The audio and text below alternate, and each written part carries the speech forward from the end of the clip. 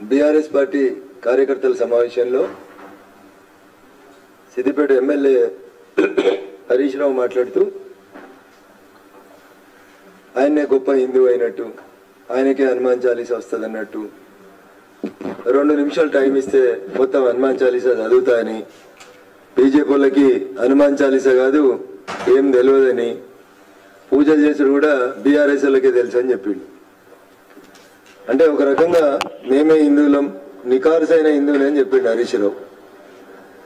నేను మీ ద్వారా హరీష్ రావు గారికి ఒక 5 ప్రశ్నలు సూటిగా అడగదలుచుకున్నాను.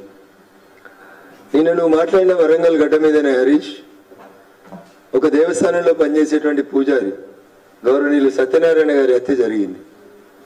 అప్పుడు ఈ రాష్ట్రంలో అధికారంలో ఉన్నటువంటి పార్టీ మీ పార్టీ, నువ్వు మంత్రివి. మరి ఆ రోజు నీకు హిందువుననే విషయం గుర్తుకు రాలేదా హరీష్? ఒకవేళ గుర్తుకొచ్చుంటే ఆ రోజు కాదు, ఆఖరికి నిన్న పోయిన ఎన్నికల ప్రచారంలన్నా పోయి ఆ సత్యనారాయణ గారి కుటుంబాన్ని ఆదుకున్నావా, పరామర్శించినవా అని చెప్పాలి. రెండవ అంశం, మీరు మంత్రిగా ఉన్న సమయంలోనే తెలంగాణలో టీఆర్ఎస్ పార్టీ అధికారంలో ఉన్నప్పుడే సంక్రాంతి పండుగ సందర్భంగా బైన్సా పట్టణంలో హిందువుల ఇళ్లలోకి పోయి పండుగ పూట చేసుకున్న సకినాల మీద కూడా, అంటే దాన్ని ఆ పదాన్ని నేను వాడాలనే వద్ద యూరిన్ పాస్ చేసినారనేటువంటి వార్తలు వచ్చి పేపర్లు టీవీలన్నీ ఘోషిస్తే ఎంతమందిని అరెస్ట్ చేసిరు హరీష్ గారు? ఎందుకు పోలే నీ మామ బైన్సాకి? నువ్వెందుకు పోలే బైన్సాకి? ఆ రోజు హిందువులు అనే విషయం మర్చిపోయినరా మీరు? అధికారంలో ఉన్నంతసేపు కాసిం రజ్వీ వారసులు, అధికారం కోల్పోయినాక హిందువుల 2014-19 ఎన్నికలప్పుడు మీ మామ కరీంనగర్ పోయి హిందుగాళ్ళు పొందుగాళ్ళు అన్నాడు. మరి అలా ఆనాడు మీరు హిందువు అయితే మీకు ఆ విషయం ఎందుకు గుర్తుకు రాలేదు? మేము హిందువులం, మా ప్రభుత్వంలో హిందువులకు అన్యాయం జరగది అని ఒక మాట ఎందుకు చెప్పలేకపోయినారు మీరు? ఇంకా హీనమైనటువంటి విషయం ఏంటంటే, గ్రూప్ 1 గ్రూప్ 2 ఎగ్జామ్స్ పోతే, ఆడపిల్లలు ఎగ్జామ్ రాయడానికి పోతే మంగళసూత్రం తీసేయమని, మట్టెలు తీసేయమని, రకరకాలుగా ఆడపిల్లకి హిందూ సాంప్రదాయం ప్రకారం ధరించే ఆభరణాలను కూడా తొలగించి ఎగ్జామినేషన్ సెంటర్ల దగ్గర అవమానపరిచిన రోజు ఈ అసలు సిసలైనటువంటి హిందూ అనేటువంటి హరీష్ రావు అడిగిపోయిండు. ఎందుకు హిందువుల మీద దాడులు దౌర్జన్యాలు జరుగుతుంటే నేను నికార్సైన హిందువునని ఆ రోజు ఎందుకు హరీష్ రావు గుర్తుకు రాలేదో ఒక్కసారి చెప్పాలి. ఇంకో మాట కూడా అన్నాడు, మేము కట్టలేదా యాదగిరి గుట్ట, ఎంత గొప్ప కట్టినామో అన్నాడు హరీష్ రావు. ఎట్లా కట్టినావు సార్? ఒక్కొక్క ఎమ్మెల్యే దగ్గర ఎన్ని పైసలు తీసుకురు? నాకు డౌట్, బహుశా ఈ ఫోన్ ట్యాపింగ్ లో బంగారు నగల దుకాణపులను బెదిరించి వాళ్ళ దగ్గరికి వెళ్ళి తెచ్చిన బంగారంతో కట్టినేమో అనేది నాకు డౌట్ కూడా. యాక్చువల్గా మీ ఫోన్ ట్యాపింగ్ లో దేవుని కూడా వదిలిపెట్టలేదేమో అనేది నాకు ఉన్నటువంటి అనుమానం. చివరిగా మొన్న చెంగిచెర్లలో హోలీ వచ్చింది, దాని కులమైంది మతమైంది, అందరు రంగులు వేసుకున్నారు, అందరు ఆడుకున్నారు. అయిపోయినా కేవలం ఇద్దరు డాన్స్ పెట్టుకున్నారు, డీజే పెట్టుకున్నారు, ఊరందరూ కలిసి డాన్స్ చేసిరు. చెంగిచెర్లలో దాడులు జరిగినాయి. మరి ఖండించినవా? బాధిత కుటుంబాలను పరామర్శించినవా?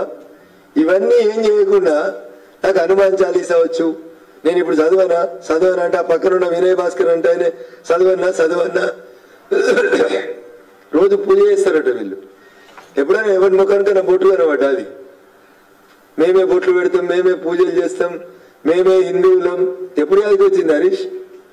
అధికారం పోయిన తర్వాత హిందువులు, అధికారంలో ఉన్నప్పుడు కాసిం రజ్వీ వారసులు, ఈ పక్క ఓవైసీ ఆ పక్క ఓవైసీని కూర్చోబెట్టుకొని మీరే కదా ఖర్జూర పనులు తినిపించుకుంటే కాబట్టి.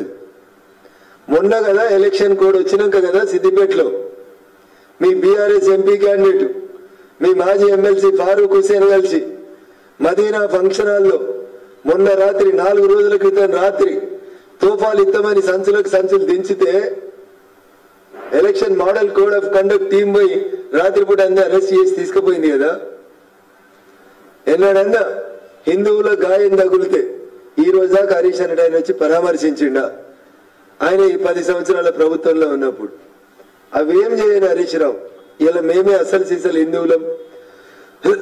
హిందువులకి వారసులం అని చెప్తుంటే దయ్యాలు వేదాలు వల్లించినట్టుంది.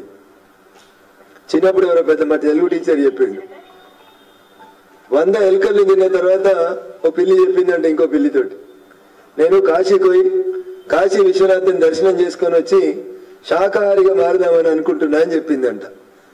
అట్లుంది ఇలా హరీష్ రావు అన్నట్టు పరిస్థితి.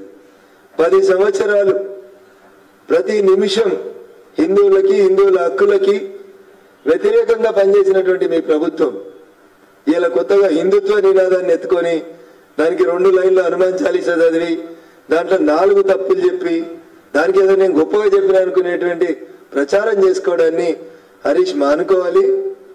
ఇది రోజువారీ జరుగుతున్నటువంటి టెలిఫోన్ ట్యాపింగ్ నుంచి ప్రజల దృష్టిని మరల్చేందుకు హరీష్ రావు కూడా హనుమాన్ చాలీసా వస్తుందని చెప్పుకున్నందుకు 4 రోజులు చదువుకొని వచ్చి 5వ రోజు మీడియా ముందు దాటినటువంటి నయా నాటకం తప్ప ఇంకొకటి కాదు. పెట్రోల్ పోసుకొని అగిపెట్ట దొరకక ఏ రకమైనటువంటి నాటకానికి తెరలేపిండో అట్లే 4 లైన్ల హనుమాన్ చాలీసా చదివి 4 తప్పులు చదివి కొత్త నాటకానికి హరీష్ రావు తెరలేపిండు.